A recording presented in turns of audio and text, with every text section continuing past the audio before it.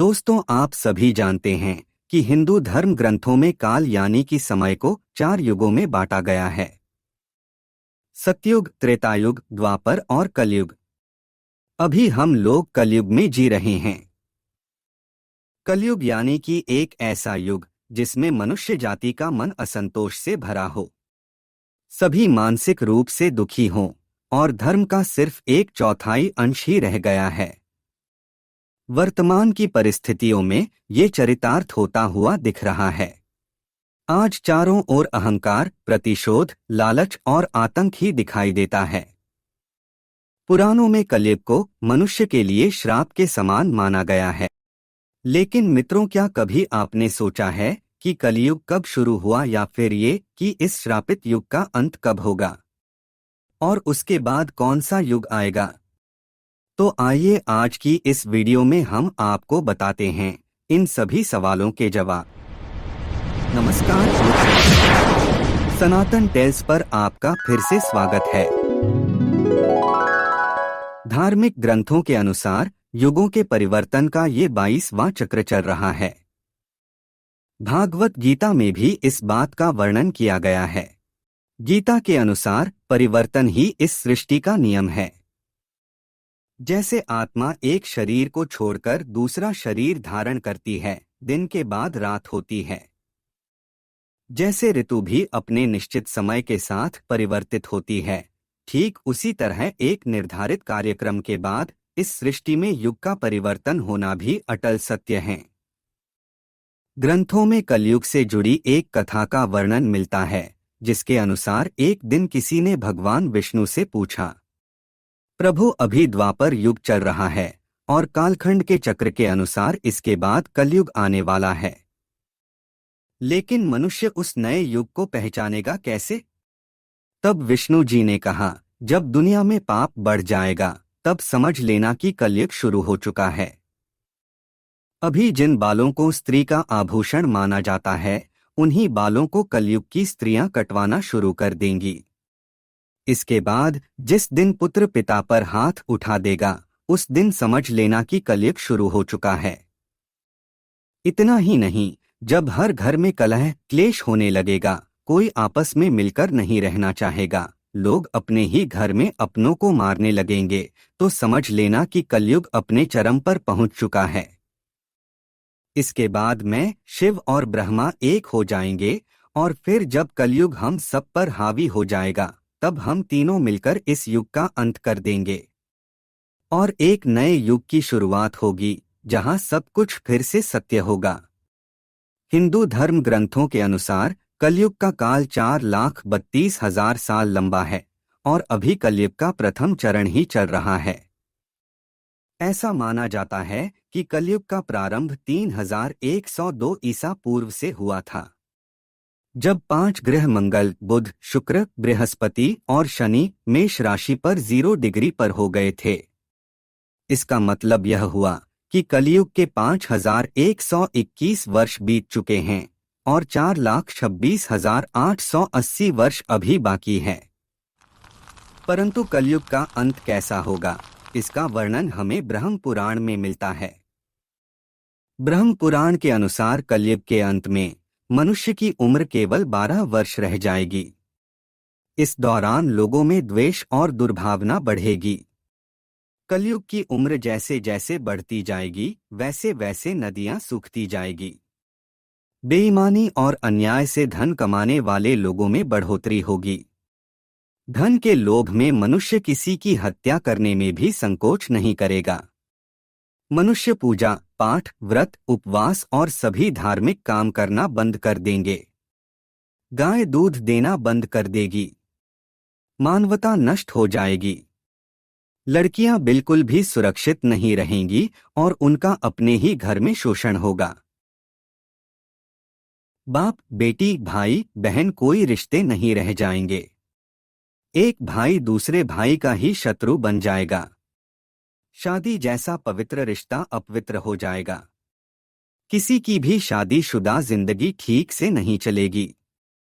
पति पत्नी एक दूसरे से बेवफाई करेंगे।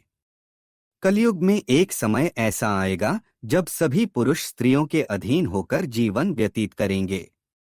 कलयुग का समाज हिंसक होगा। जो लोग बलवान होंगे उनका ही राज चलेगा। और जब आतंक अपनी चरम सीमा पर पहुंच जाएगा, तब भगवान कृष्ण कल की अवतार लेंगे और पृथ्वी से समस्त अधर्मियों का नाश कर देंगे। शिवपुराण के अनुसार घोर कलयुग आने पर मनुष्य पुण्य कर्म छोड़कर दुराचार में फंस जाएंगे और सबके सब सत्य से मुंह फेर लेंगे। दूसरे के धन को हड़प लेने की इच्छा मनुष्य के मन में घर जाएगी। पराई स्त्रियों पर मनुष्यों का मन आसक्त होने लगेगा तथा वह दूसरे प्राणियों पर हिंसा करने लगेंगे। ये एक ऐसा युग होगा जिसमें मनुष्य गूढ़, नास्तिक और पशु बुद्धि वाले होंगे। संतान माता पिता से द्वेष रखेंगे। ब्राह्मण वेद बेचकर जीविका चलाएंगे तथा धन की उपार्जन करने के लिए ही विद्या का अभ्यास करेंगे। इसके अलावा क्षत्रिय भी स्वधर्म का त्याग कर देंगे।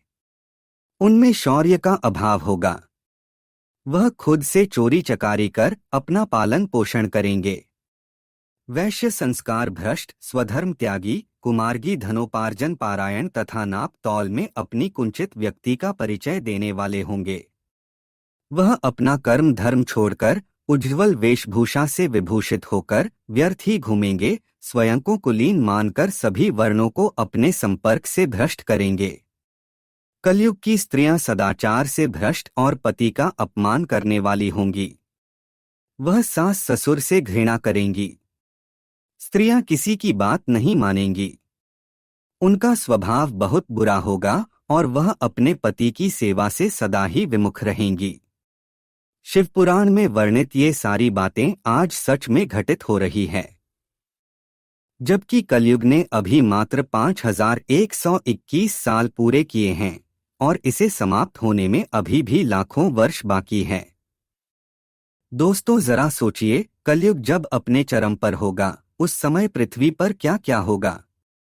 इसके अलावा भगवान श्री कृष्ण ने बताया है कि कलयुग का अंत कैसे होगा, जिसका वर्णन महाभारत में किया गया है। श्री कृष्ण के अनुसार कलयुग के अंत के समय बड़े बड़े भयंकर युद्ध होंगे। भारी वर्षा, प्रचंड तूफान और भीषण गर्मी पड़ेगी। लोग भूख से तड़पने लगेंगे, पानी के लिए एक दूसरे से लड़ेंगे, कपड़े तथा सामान चुरा लेंगे।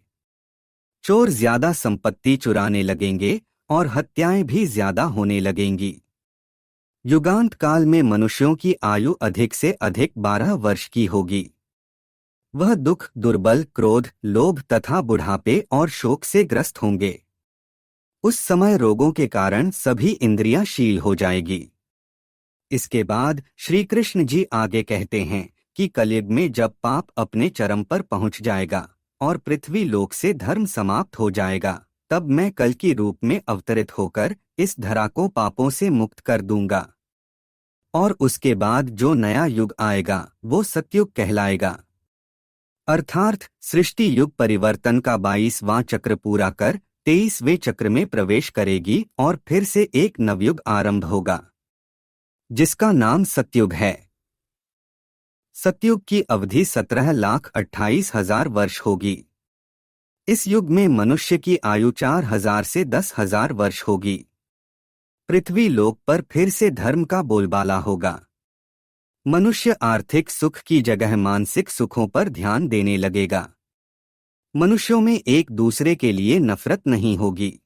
चारों तरफ प्रेम ही प्रेम होगा। मानवता की पुनर्स्थापना होगी। मनुष्य को परम ज्ञान की प्राप्ति होगी। लोग पूजन कर्मकांड में फिर से विश्वास करेंगे। सतयुग में मनुष्य अपने तपोबल से भगवान से बात कर सकेगा। इस युग में लोगों का अपने शरीर पर पूर्ण नियंत्रण होगा।